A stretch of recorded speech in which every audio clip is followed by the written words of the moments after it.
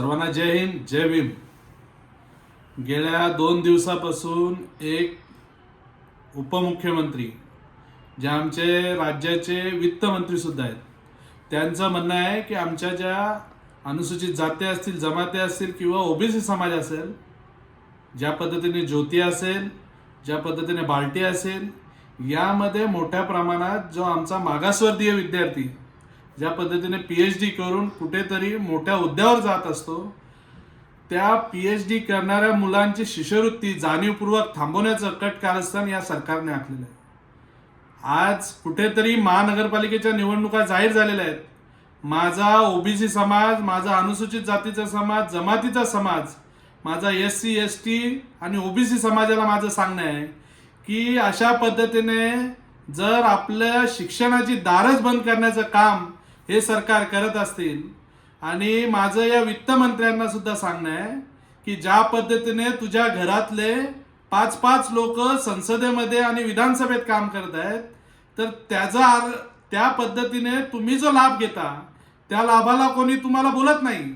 आणि शिक्षणातून कुठेतरी प्रगती करत असलेला आमचा समाज, मागासवर्गीय समाज कुठेतरी प्रगती करतोय, त्यांच्या शिष्यवृत्त्या थांबवण्याचं काम करतो। अरे लाज वाटली पाहिजे उपमुख्यमंत्री म्हणून अशा गोष्टी तुम्ही करताना।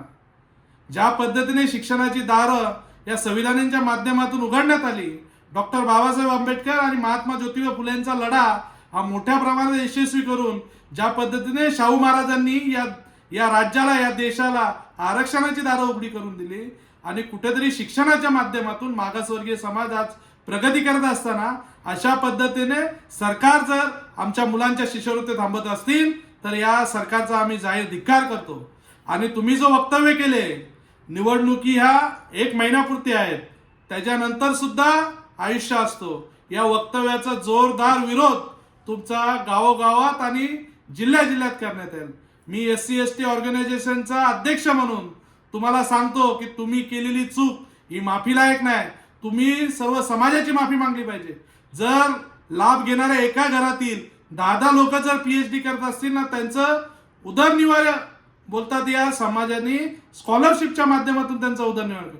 लाज कशी वाटत नाही अशी बोलताना? आज कुठेतरी समाज प्रगती प्रथावर जात आहे, शिक्षणाच्या माध्यमातून कुठेतरी त्यांची प्रगती साधत आहे, समाजातील खालचा वर्ग कुठेतरी समतेच्या मार्गावरती एक समान संधी निर्माण करून कुठेतरी त्याचं आयुष्य बदलण्यासाठी शिक्षणाची दारं जी उघडी आहेत त्याचा लाभ घेण्याचा प्रयत्न करतो। अशा पद्धतीने शिक्षण घेत असताना गरीब दुबला आमचा समाज, त्याच्यावरती तुम्ही कुठेतरी नावं ठेवण्याचं काम करत असता, आणि त्यांना शिक्षणापासून कशा पद्धतीने वंचित करण्यात येईल यासाठी तुम्ही योजना आखत असता। काय गरज पडले? आज महाराष्ट्र शासनाचा 2 लाख कोटीच्या वरती बजेट असताना आज फक्त 3% शिक्षणावरती खर्च करतो। लाजा वाटल्या पाहिजे सरकार चालवताना।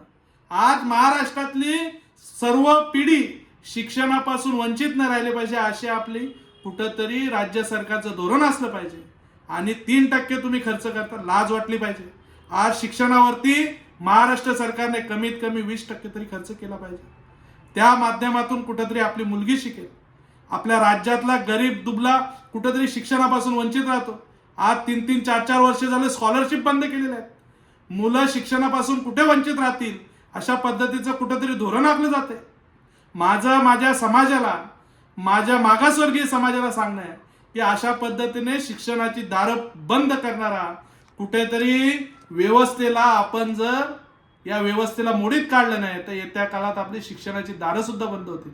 आज 3-3 वर्ष जर आपले शिक्षणापासून वंचित ठेवण्याचं काम सरकार करत असेल, स्कॉलरशिप बंद करत असेल, कितीतरी मुलांनी अर्ध्यावरती शिक्षण सोडलं, अशा पद्धतीने आमच्या मुलांना कुठेतरी शिक्षणापासून वंचित करणाऱ्या या सरकारलाच आपण वंचित ठेवायचं आहे।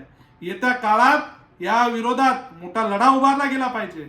माझ्या समाजातील, माझ्या इतर मागासवर्गीय समाजातील माझं भुजबळ साहेबांना सुद्धा सांगणं आहे की तुम्ही मागासवर्गीय समाजाची जी लढाई लढता, ती लढाई लढत असताना अशा पद्धतीने अजितदादा जर बोलत असतील आणि फुले शाहू आंबेडकरांचं नाव घेऊन ज्यांनी राजकारण केलं, आणि आज कुठेतरी बाबासाहेब असतील, शाहू महाराज असतील आणि महात्मा फुले असतील यांच्या विचारापासून तफावत घेणारे जर अजितदादा उभे राहत असतील, तर तुम्ही सुद्धा येत्या काळात तुम्ही सुद्धा विचार केला पाहिजे की यांच्या बरोबर कशा पद्धतीने राहायचं।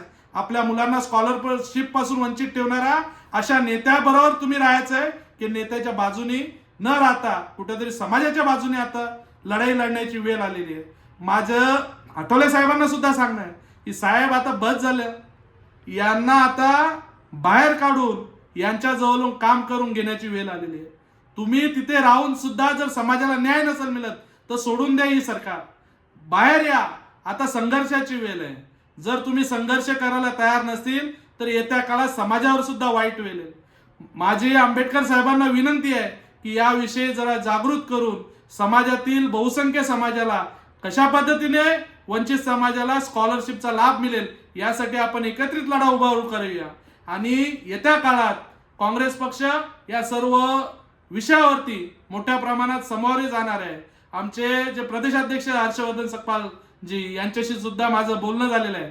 येत्या काळात काँग्रेस पक्ष या स्कॉलरशिपला ज्या पद्धतीने आपल्या SC ST समाज, OBC समाज या मुलांना वंचित ठेवण्याच्या शिक्षणापासून प्रयत्न चालू आहे, याच्यावरती मोठ्या प्रमाणात काँग्रेस पक्ष सुद्धा लढा उभारणार आहे.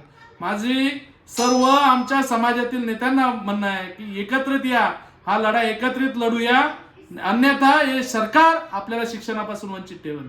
म्हणून आपण एकत्रित लढा लढूया, हीच माझी मागणी या समाजापुरता आहे. आणि येत्या काळात जे जे यांच्या माध्यमातून उमेदवार उभे राहतील त्यांना पाडण्याचं सुद्धा काम करा, तेव्हा त्यांची अक्कल ठिकाणावरती येईल.